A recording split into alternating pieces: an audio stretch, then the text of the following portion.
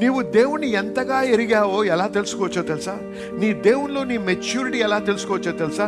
సమస్యలోనే ఏ విధంగా నువ్వు ప్రతిస్పందిస్తున్నావో దాన్ని బట్టి నీకు దేవునికి ఉన్న సంబంధాన్ని బయటపరుస్తావు. పౌలు గారు ఉన్నారు, సైలస్ ఉన్నారు, వారిని చితకబాదారు, కొర్రాలతో కొట్టారు, రక్తము కారుతుంది. ఎందులో వేశారు? చెరసాల్లో వేశారు. అప్పుడు ఏ విధంగా ప్రతిస్పందిస్తున్నారు? పాటలు పాడుతున్నారు. చూసారా? వారు దేవుని ఎరిగారు. ఏ సమస్య, నేను ఇంగ్లీష్లో మాట అన్నాను, you can never solve a problem on the level that it was created. ఏ సమస్య కూడా అదే స్థాయిలో మనం పరిష్కరించలేం. అంటే ఈ యొక్క 3 డైమెన్షనల్ వరల్డ్లో, అంటే ఈ యొక్క ముక్కోణ లోకంలో సృష్టించబడిన యొక్క సమస్యలకి జవాబు పైనుంచి రావాలి. దేవుడు ఈ యొక్క 3 డైమెన్షనల్ వరల్డ్లో బంధించబడి లేడు. ఆయన ఉన్నత స్థలంలో ఇంకొక డైమెన్షన్లో ఉన్నాడు, ఇంకొక కోణములో ఉన్నాడు దేవుడు. ఆ కోణము నుంచి ఈ కోణాన్ని సృష్టించాడు. హల్లెలూయా. అందుకే దేవునికి మొదలు లేదు, అంతము లేదు. హల్లెలూయా. ఈ 3 డైమెన్షన్ వరల్డ్ ఏదైతే 3 కోణంలో అంటామో దానికి మొదటి ఉంది, ఆఖరు ఉంది. కానీ దేవుని రాజ్యంలో, దేవుని డైమెన్షన్లో అది లేదు. అర్థమైన వారు ఆమెను చెప్పాలి. ఏ సమస్య ఈ లోకములో వచ్చినా, ఈ 3 కోణము అనే 3 డైమెన్షనల్ వరల్డ్లో వచ్చినట్టయితే దాని పరిష్కారం నీకు డివైన్ డైమెన్షన్లోంచి నీకు రావాలి, దైవిక కోణం. అర్థమైందా? ఇప్పుడు సమస్య వచ్చిందండి. ఏం సమస్య? 5,000 మగవారు ఉన్నారు, పిల్లలు ఉన్నారు, ఆడవారు ఉన్నారు, దాదాపు 15-20 వేల మంది ఉన్నారు. వీరికి తిండి పెట్టాలి. ప్రభువు శిష్యులతో మాట్లాడుతున్నారు, 1 సంవత్సరం పాటు శాలరీ కూడా, అంటే ఆదాయం కూడా సరిపోదు అంటున్నారు. కానీ ప్రభు ఏం చేస్తున్నాడు? ఏమి చేయాలో ముందుగానే తెలుసు అన్నాడు. హల్లెలూయా. ఎక్కడి నుంచి వచ్చింది ఇన్ఫర్మేషన్? మరి ఆయనకి ఏం చేయాలనేది ఈ లోకంలోంచి వచ్చే ఇన్ఫర్మేషన్ ఈ లోకంలో ఎక్కడైనా బోధిస్తారా? నీకు అవసరం ఉన్నప్పుడు నీ కొద్దిగా తీసుకొని దాన్ని ప్రార్థన చేయండి, అప్పుడు మీకు అన్ని అవసరాలు తీర్చబడతాయని ఈ లోకంలో ఎవడైనా అటువంటి సలహా ఇస్తాడా? అయితే ఈ సలహా, ఈ యొక్క బోధ, ఈ యొక్క ఇన్స్ట్రక్షన్ ఎక్కడి నుంచి వచ్చింది? డివైన్ డైమెన్షన్ నుంచి వచ్చింది, దేవుని నుంచి వచ్చింది. దేవుడు ఎక్కడున్నాడు? ఈ డైమెన్షన్లో లేడు. అర్థమవుతుంది మీ అందరికీ? ఈ యేసు ప్రభు అటువంటి అనుభవపూర్వకమైనటువంటి దేవుణ్ణి తెలుసుకున్న వ్యక్తి కాబట్టే ఆ సమస్య రాకముందే పరిష్కారాన్ని తెలుసుకున్నాడు. హల్లెలూయా. ఈ రకమైన నడక దేవునితో మనం కలిగి ఉండాలి. ఈ మతపరమైనటువంటి నడక కాదు. ఉత్తిగా బైబిల్ చదవడమే, లేకపోతే ప్రార్థన చేయడమే, మరి ఆదివారం లేకపోతే శుక్రవారం సంఘానికి రావడమే, అది సరిపోదు. అది మొదలు. ఇవన్నీ అవసరమే. దేనికి? ఆ మెట్లు కట్టుకుంటూ.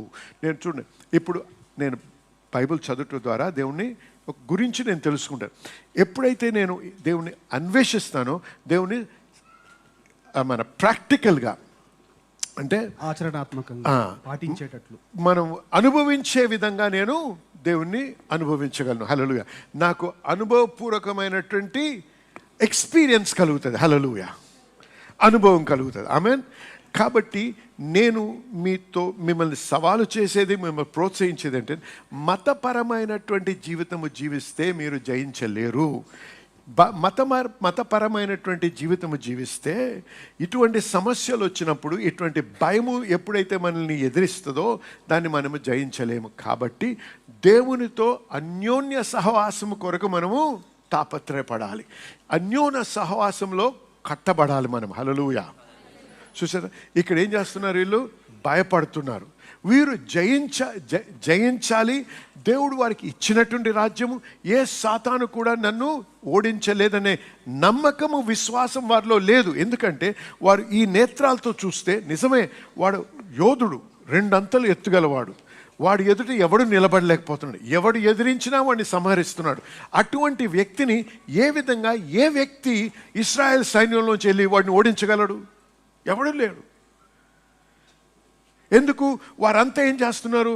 ఈ సమస్య వచ్చింది, ఈ సమస్యను నేను పరిష్కరించాలంటే ఎలాగ ఆలోచిస్తున్నాడు? ఎవడన్నా అంత ఎత్తైన మనలో ఎక్కువ ఎత్తు ఉన్నవాడు, ఎక్కువ బలం ఉన్నవాడు అంటే అందరిలో పొడుగు ఎత్తున్నవాడు సౌలే. అవునండి? కదలలేదు. సౌలు దాక్కుంటున్నాడు. చూసారా? ఎందుకు? గమనించండి. సౌలు అందగాడు, చాలా అందమైనటువంటి వాడు. వాక్యం ప్రకారం ఆయన వెంట్రుకల గురించి రాయబడ్డాయి, అవన్నీ రాయబడ్డాయి. కానీ ఎక్కడ కూడా ఆయనకి దేవునితో సంబంధం ఉన్నట్టు రాయబడలేదు. దేవుడు ఆయన ఎన్నుకున్నాడు, రాజుగా ఉంటావు, నా ప్రజలు నడిపిస్తావు అన్నాడు. కానీ ఆయనకి దేవునితో అనుబంధము లేదు, సంబంధము లేదు. అర్థమవుతుంది అందరికీ? దేవుడు ఎప్పుడు కూడా ఆయన్ని సమూయేలు ద్వారా నడిపించాడు. ఆయన తోరా చదివాడు, వాక్యం తెలుసు, వాక్యం వింటున్నాడు, అన్ని రకాలైనటువంటి మతపరమైనటువంటి అన్నీ ఆచరిస్తూనే ఉన్నాడు సౌలు గారు రాజుగా. అవునా? సమస్య వచ్చినప్పుడు ఏం చేశాడు? దేవుని తట్టు తిరగలేదు. నాకు ఏది మంచిది అనిపిస్తుందో అది చేశాడు. అంతేనండి? చేశాడా లేదా? సమూయేలు గురించి ఆగకుండా ఆయన చేయకూడింది చేశాడు. ఎందుకు?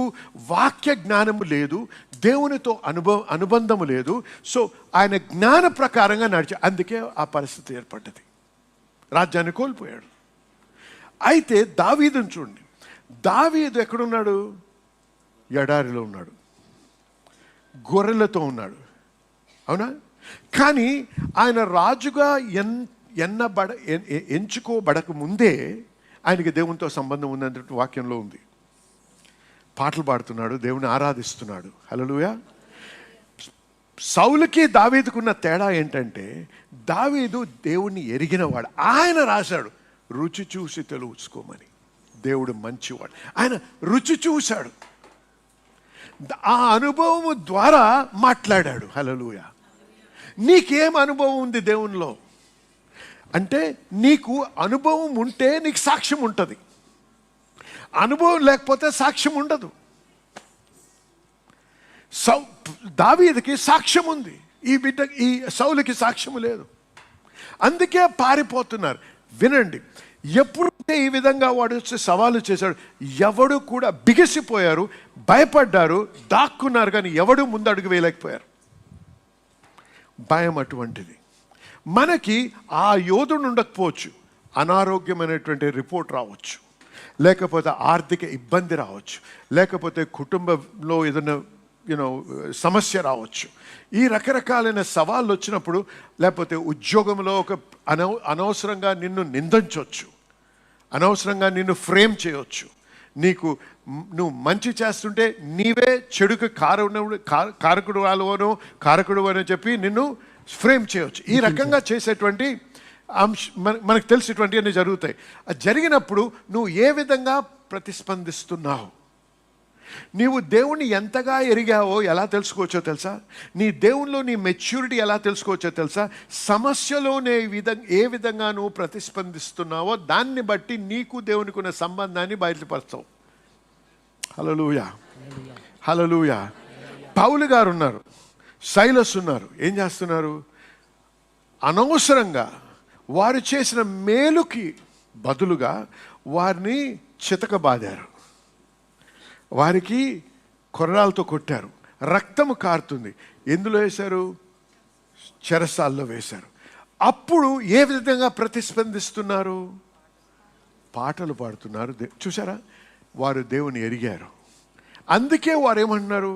ఇది ఏదైనా ఇది దేవుడు చేసింది కాదు, సాతాను చేసింది. కాబట్టి దేవుడు నా విమోచకుడు కాబట్టి నేను దేవుణ్ణి ఆరాధిస్తాను, దేవుని సవాలు చేయను, దేవుని అనుమానించను, దేవుడు దీని కారకుడని నేను ఎన్నడూ అనను. నేను అనేది ఒకటే, నా దేవుడు ఎప్పుడూ మేలే చేస్తాడు. హల్లెలూయా. దేవుడు కీడుకి కారకుడు కాదు, దేవుడు మేలు చేసేవాడు. కాబట్టి నేను దేవుని స్తుతిస్తాను, ఆరాధిస్తాను. అందును బట్టి అటువంటి హృదయంలోంచి వచ్చినటువంటి స్తోత్రము, అటువంటి హృదయంలోంచి వచ్చినటువంటి ఆరాధన కాబట్టే ప్రభు దిగి వచ్చి వారికి విడుదల కలిగించాడు. హల్లెలూయా. చూసారా? కాబట్టి మీరు గమనించాల్సింది ఏంటంటే, నేను మిమ్మల్ని ప్రోత్సహించి మిమ్మల్ని మీకు బోధిస్తుంది ఏంటంటే, మనము దేవుణ్ణి ప్రత్యేకముగా మరి అనుభవపూర్వకమైనటువంటి అనుబంధంలోకి నడవాలి. హల్లెలూయా, హల్లెలూయా. నామకార్థ క్రైస్తవులు అంటే ఎవరు అంటే అనేక మంది తిరిగి జన్మించి భాషల్లో మాట్లాడే నామకార్థ క్రైస్తవులు కూడా ఉన్నారు. పేరుకే. ఎందుకంటే నువ్వు నిజముగా క్రీస్తుని ఎరిగినట్టయితే జయం ఉండాలి నీ జీవితంలో, సాక్ష్యం ఉండాలి నీ జీవితంలో.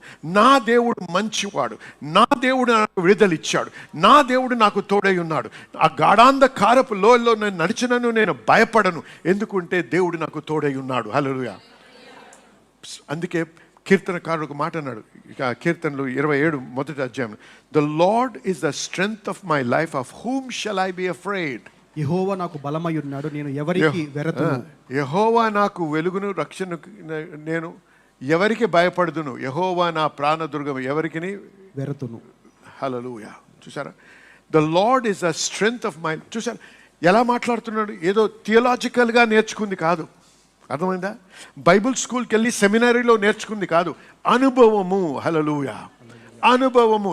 దేవుణ్ణి అనుభవించాలి, దేవుణ్ణి తెలుసుకోవాలి. అర్థమవుతుంది మీ అందరికీ? ఆమె చెప్పాలి. అర్థమవుతుంది మీ అందరికీ చెప్పేది నేను? హల్లెలూయా. కాబట్టి మన హృదయంలోంచి వచ్చే కోరిక, కాంక్ష, మరి తపన ఏముండాలో తెలుసా? దేవా, నేను నిన్ను తెలుసుకోవాలి, నేను నిన్ను తెలుసుకోవాలి. అటువంటి సమయంలో ఏమవుతుందో తెలుసా? ఏ పరిస్థితి వచ్చినా నువ్వు భయపడవు. ఎటువంటి సమస్య, ఎటువంటి చెడు జరిగినా దానిలో నువ్వు స్తుతిస్తూ ఎదురు చూస్తావు నీ విమోచన కొరకు. గమనించండి, ప్యాలెస్ అంటే రాజభవనం. Okay, the way to the palace is through the pit. రాజభవనానికి మార్గము ఆ గోతి ద్వారా. హల్లెలూయా. తెలుగులో బాగాలేదు వచ్చి వినడానికి కదండి, అందుకే నాకు ఇంగ్లీష్ ఇష్టం. The way to the palace is through the pit. ఆ యొక్క గోతిలోంచి వెళ్తేనే నువ్వు ఆ రాజభవనానికి నువ్వు చేరగలవు. గమనించి, గోతిలో వేయడానికి పర్మిషన్ ఇచ్చింది ఎవరు? దేవుడే. కానీ గోతిలో ఆయనే వేయించాడు. ఎందుకు? నిన్ను తయారు చేస్తున్నాడు. ఆ సమస్యలో నీవు దేవుణ్ణి తెలుసుకోకపోతే దేవుని సవాలేస్తావు. ఏంటి ప్రభా, నువ్వు నాకు వాగ్దానం ఇచ్చావు, నువ్వు వాగ్దానం ఇచ్చావు, నాకు కళనిచ్చావు, దర్శనాన్ని ఇచ్చావు, నన్ను లీడర్గా చేస్తానన్నావు, అనేకులు నా యొద్ద వచ్చి నాకు సాగిల పడతారన్నావు. ఇదేంటి ప్రభా, నేను అన్యుల దగ్గరికి వచ్చాను, ఒక అన్యాయంగా నేను ఫ్రేమ్ చేయబడ్డాను, అన్యాయంగా నేను నిందించబడ్డాను, ఇప్పుడు నాకు అసలు భవిష్యత్తు ఉందా, ఎందుకు బ్రతకాలి అసలు నేను అనేటువంటి తలంపులు సృష్టించేటువంటి పరిస్థితులు అవి. గమనించండి, మనలో కొద్దిమంది అటువంటి పరిస్థితులు ఉన్నారు. దేవుణ్ణి దూషించకండి, దేవుణ్ణి ప్రశ్నించకండి, దానిలో కూడా నీవు దేవుని స్తుతించాలి. ఎందుకంటే నీ విమోచకుడు యెహోవా, ఆయన దాని ద్వారా తీసుకొచ్చి నిన్ను రాజభవనాన్ని చేరుస్తాడు. హల్లెలూయా. అర్థమవుతుంది మీ అందరికీ? హల్లెలూయా.